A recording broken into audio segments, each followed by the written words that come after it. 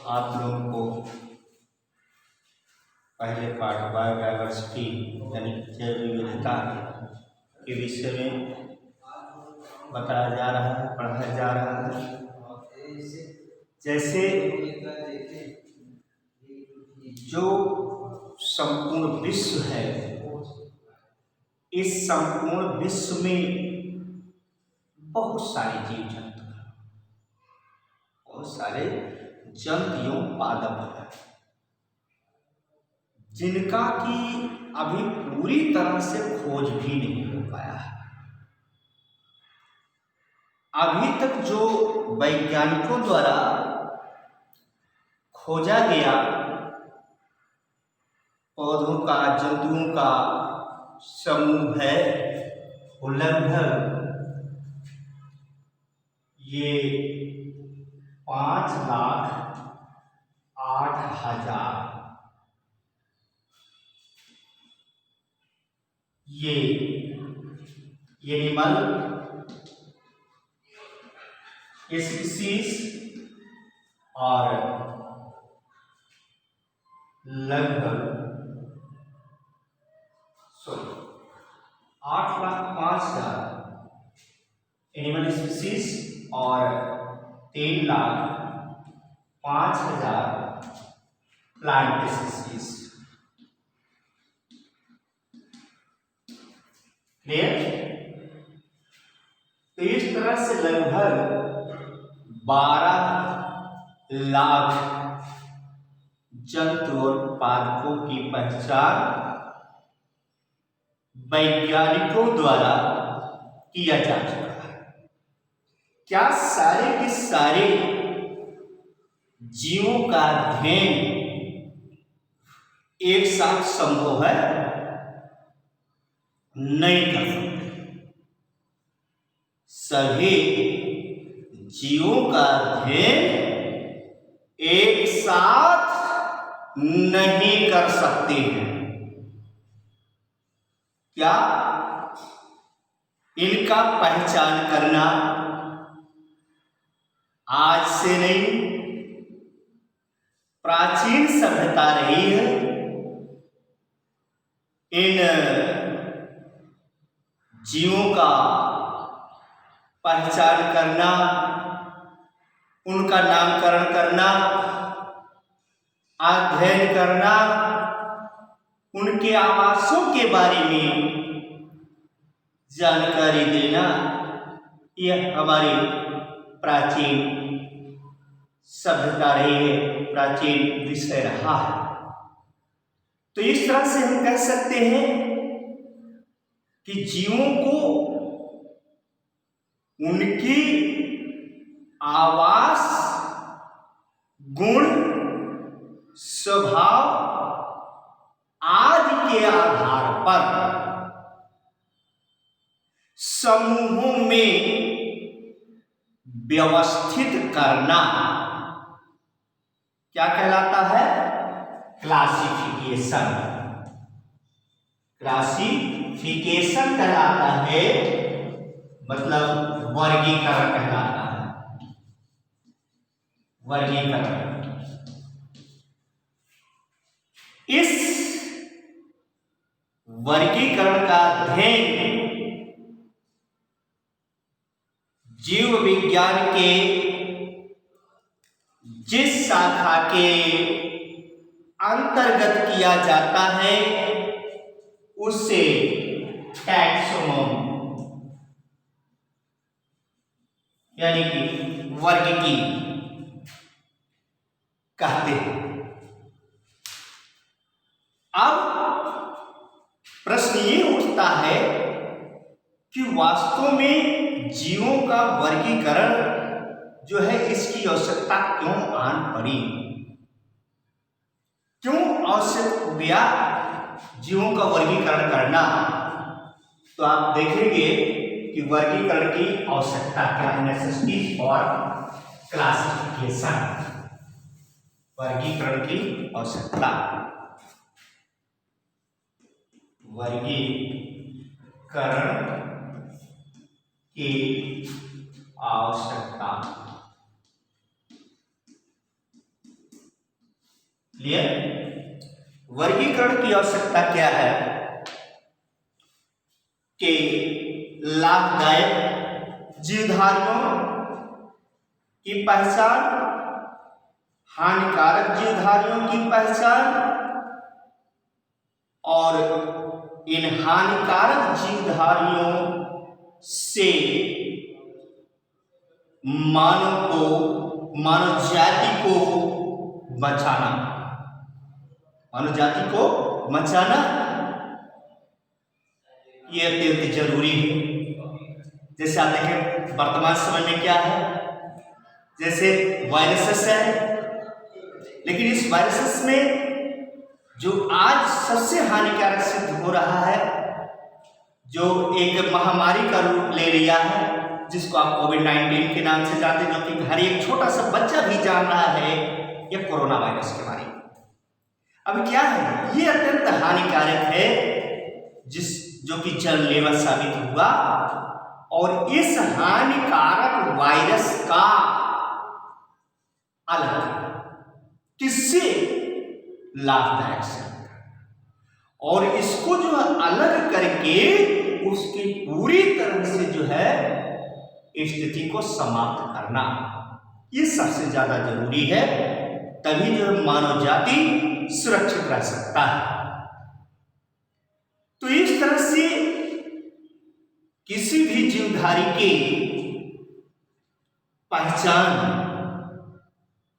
के लिए सबसे ज्यादा जरूरी है वर्गीकरण।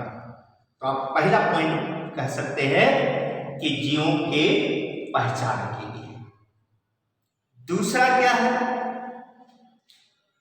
कभी कभार ऐसा होता है कि आप लोग जो जैसे अपने पास पड़ोस में सुने होंगे, देखे होंगे कि भाई दो लोग ऐसे दिखता है, समरूप दिखाई एकदम बिल्कुल दिखाई देता है, तो उस लोग सोचते हैं हाँ वो लगता है उनके घर के हैं, लेकिन हो सकता है कि वो उनके घर का ना हो बच्चा, वो जो है जो बिल्कुल हूबहू दिखाई दे रहा है एक दूसरे जैसा, वो जो है एक घर के ना हो, उसके गुण जो है अलग अलग हो। तो कभी कभार ऐसा भी होता है कि केवल उसके मॉर्फोलॉजिकल स्ट्रक्चर के आधार पर हम समानता कर बैठते हैं, जबकि वो गलत है। उसमें देखिए उसका कैरेक्टर क्या है, वो कैरेक्टर के आधार पर जो वो जंतु व पौधा अगर एक साबित होते हैं तो उसे हम एक समूह में व्यवस्थित करते हैं। तो दूसरा समानता का अध्ययन करने के लिए फिर जो है अब जो वर्गीकरण में खोजे गए जीव हैं उनको सही रूप से व्यवस्थित करना।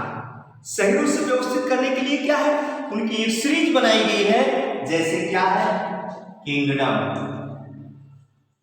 किंगडम है, किंगडम के बाद फाइलम है, फाइलम, फाइलम फिर क्लास, क्लास के बाद आर्डर, आर्डर फिर फैमिली, फिर जीनस, फिर स्पीसीज। स्पीसीज कहने का मतलब ये जो वर्गीकरण है, वर्गीकरण की सबसे छोटी इकाई जो है वो स्पीसीज है, यानी कि जाति है। अब आप कहेंगे बड़ी इकाई क्या हो सकती है, सबसे देख लीजिए कि कौन सी है सबसे बड़ी। क्लियर, ये सबसे बड़ी इकाई और ये सबसे छोटी इकाई होगी। तो इस तरह से इस सीरीज में किसी भी जीवधारी को व्यवस्थित करना। फिर और किसके लिए, कनेक्टिंग लिंक का अध्ययन करने के लिए। कनेक्टिंग लिंक का मतलब संयोजक कड़ी के रूप में जीवाश्म का अध्ययन करते हैं। तो जब जीवाश्म के अध्ययन करते हैं तो कुछ जीव ऐसे भी पाए जाते हैं जिसमें दो जीवों के लक्षण पाए जाते हैं। ऐसे जीवों को कनेक्टिंग लिंक कहा जाता है। जैसे आप देखें आर्कियोपटेरिक्स, आर्कियोपटेरिक्स एक ऐसा जीवाश्म पाया गया जिसमें सरीसृप यूं पक्षी वर्ग दोनों के लक्षण पाए जाते हैं, इसलिए इसे सरीसृप एवं पक्षी वर्ग के बीच की संयोजक कड़ी कहा जाता है। और कुछ जीवों को उनके स्थानीय या सामान्य नाम का पता जो है या उनका नाम जो है अत्यधिक भ्रामक हो जाता है। जैसे आपको बताएं, एक कीट है जिसका नाम सिल्वर फिश। सिल्वर फिश, अब इससे क्या आपको इंडिकेट हो रहा है? सिल्वर फिश, आप तो इसके नाम को सुन करके यह जान रहे होंगे कि यह फिश जुड़ा है, इसलिए क्या है? मछली है। आप लोग दिमाग में कई बात आ रही होगी कि यहाँ पर जो सिल्वर फिश नाम जुड़ा है, यहाँ पर आगे इसके फिश लिखा हुआ है, इसलिए क्या है? मछली है। लेकिन ये गलत है, ये सिल्वर फिश मछली नहीं है, ये एक कीट है जो कि आपकी किताबों को या आपकी महत्वपूर्ण लकड़ियों को नष्ट कर देता है। उनके बीच बीच में ये पाया जाता है। तो इस तरह से जो है जब हम उसको जानेंगे कि नहीं, ये सिल्वर फिश जो है ये कीट है ना कि मछली है, तो ये स्थानीय नाम जो उसका भ्रामक बना देता है। तो सबसे ज्यादा जरूरी है कि उसके बारे में अध्ययन करना और उसको पूरी तरह से देखना, देख करके ही यानी कि पहचान करके ही उसका जो है वर्गीकरण करना जरूरी होता है। फिर क्या होता है? वर्गीकरण से पहले हमें जीवों की पहचान करना अत्यंत आवश्यक होता है। तो जीवों के पहचानने के लिए भी यह आवश्यक है। तो इस तरह से जितने बिंदुओं पर अभी हमने चर्चा किया, इन सारी बातों के अध्ययन करने के लिए ही वर्गीकरण अत्यंत आवश्यक है। अब ये जो वर्गीकरण है, इसमें जो है वर्गीकरण के आधार पर ही जीवों का नामकरण किया जाता है। जीव जातियों का नामकरण कैसे किया जाता है, किसने किया? इन जीव जातियों का नामकरण आप देखेंगे। एक साइंटिस्ट है जिनका नाम कैरोलस लीनियस, जिन्होंने 1753 ईस्वी में जीवों के नामकरण की पद्धति दिया, जिसे द्विनाम पद्धति के नाम से जाना जाता है। और कैरोलस लीनियस को वर्गीकरण का जो द्विनाम पद्धति है, इसका जनक कहा जाता है। इन्होंने क्या किया? जीवों के वर्गीकरण के लिए, उनके नामकरण के लिए दो शब्द का इस्तेमाल किया। पहला क्या? जीनस और दूसरा स्पीशीज। जीनस कैसे हम लिखेंगे उसको? जीनस माने वंश, यानी इसका जो पहला अक्षर होगा वो कैपिटल होगा। इसका पहला अक्षर स्पीशीज का, जात का क्या होगा? स्मॉल लेटर का होगा। जैसे आपने इस समय मेढक देखा है, तो मेढक का क्या नाम है? जंतु वैज्ञानिक नाम मेढक का क्या है? आप देखिए मेढक का क्या नाम है जंतु वैज्ञानिक? राना टिग्रीना। अब यहां पर देखिए राना जो है इसमें आर ये कैपिटल, लेकिन टिग्रीना में टी जो है स्मॉल लेटर्स। और उन्होंने बताया कि लैटिन भाषा में होना चाहिए। किस भाषा में? लैटिन भाषा में होना चाहिए। और लिखते समय ये ध्यान देना चाहिए इसे इटैलिक लिखे या तिरछे, यानी जिसको तिरछे अक्षरों में कहते हैं, इस प्रकार से।